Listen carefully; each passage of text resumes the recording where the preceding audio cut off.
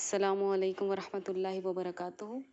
आज की इस नई क्लास में हम तख्ती नंबर 9 इजहार की मशक करेंगे। इजहार अल्फाज जो हमारा बना है वो बना है ज़ाहिर से। इस तख्ती में हम पढ़ेंगे कि इसमें किस अल्फाज को हमें, किस हरूफ को हमें ज़ाहिर करके पढ़ना है।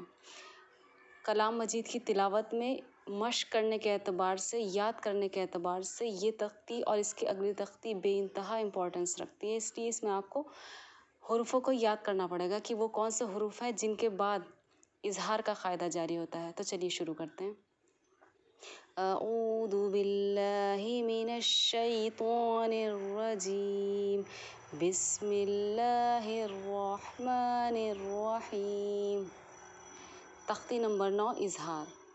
तनवीन व नून साकिन का क़ायदा। इसको नून साकिन का क़ायदा इसलिए कहा गया क्योंकि इसमें जो इजहार का क़ायदा जारी होगा वो तनवीन और नून साकिन पर ही जारी होगा। किन हुर्फ़ों के आने पर ये हम अब समझेंगे। हुरूफ हल्की 6 हैं। हमज़ा, हा, आइन, हा, गईन, खा। तनवीन या नून साकिन के बाद इस क़ायदे को आपको बहुत अच्छी तरह समझकर फिर मशक करना है कि तनवीन या नून साकिन के बाद हुरूफ हल्की आमे तो, हुरूफ हल्की यानी इन 6 में से कोई भी हुरूफ आए तो नून को ज़ाहिर करके पढ़ेंगे। कौन से नून को? तनवीन में जो नून आता है, तन, तिन, तुन, ये नून जो लास्ट में आ रहा है, या फिर नून साकिन, इस वाले नून को ज़ाहिर करने का नाम ही इजहार है। आमे तो नून को ज़ाहिर करके बिला गुन्ना के जल्द पढ़ेंगे, इसको इजहार कहते हैं। एक बार और अच्छी तरह समझ लीजिए।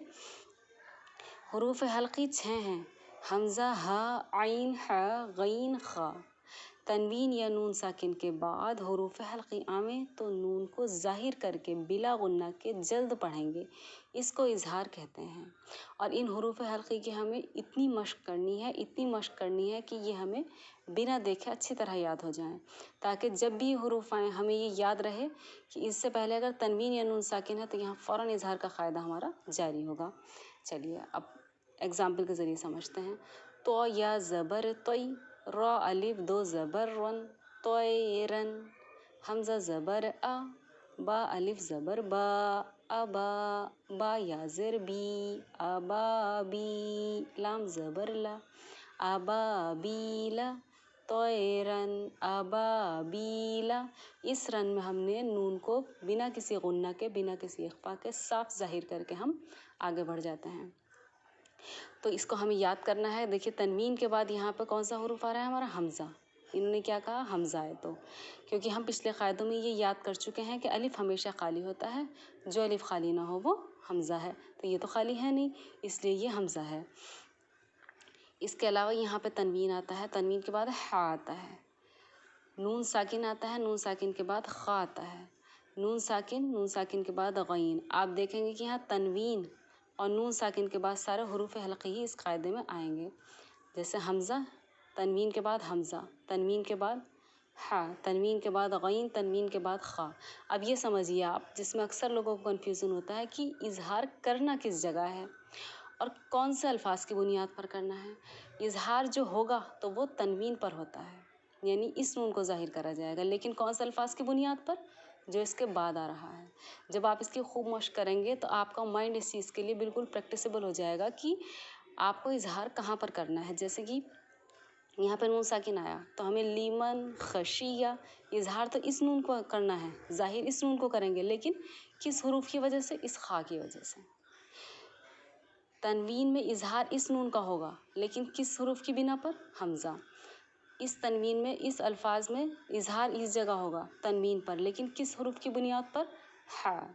तो आप इस बात को खूब अच्छी तरह अपने दिमाग में बिठा लें कि इजहार यहाँ होना है और बाद वाले हुरूफ की बुनियाद पर होता है। तनवीन और नून साकिन, सिर्फ इजहार जो है सिर्फ तनवीन और नून साकिन पर होगा। ध्यान हमें देना है अगले हुरूफ पर, अगला हुरूफ कौन सा है। अगर वो हमज़ा, हा, आइन, हा, गईन, खा में से कोई है तो फ़ौरन इजहार का क़ायदा जारी होगा। और इजहार बहुत ही ज़्यादा आसान है, नून को सिंपली ज़ाहिर करना इजहार है।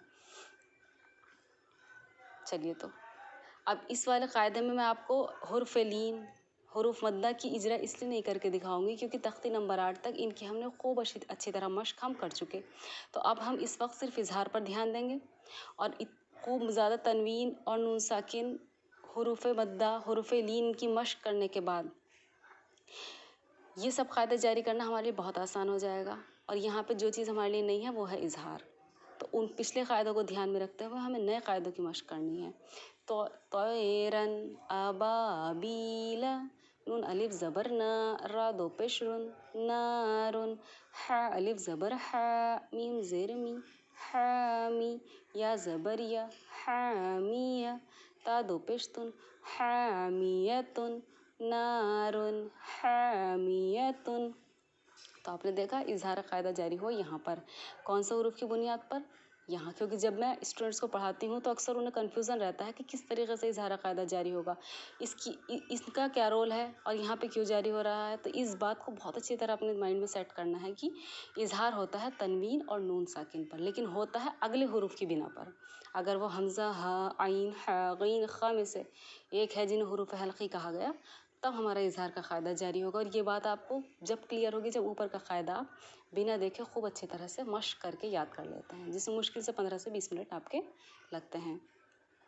چلیے ایک دو کی ہجے اور کرتے ہیں پھر ہم رما پڑھیں گے. لام زیر لی میم نون زبر من لی من خا زبر خا شین زیر شی خشی یا زبر یا خشیہ لیمن خشیہ میم نون زیر من غین یا زبر غی من غی را زیر ری غیری ہا کھڑی زیر ہی غیری ہی من غیری ہی. اسی طرح ہجے کر کے یہاں سے لے کے یہاں تک کے الفاظوں کے ہجے کر کے ہم رما کچھ اس طرح پڑھیں گے.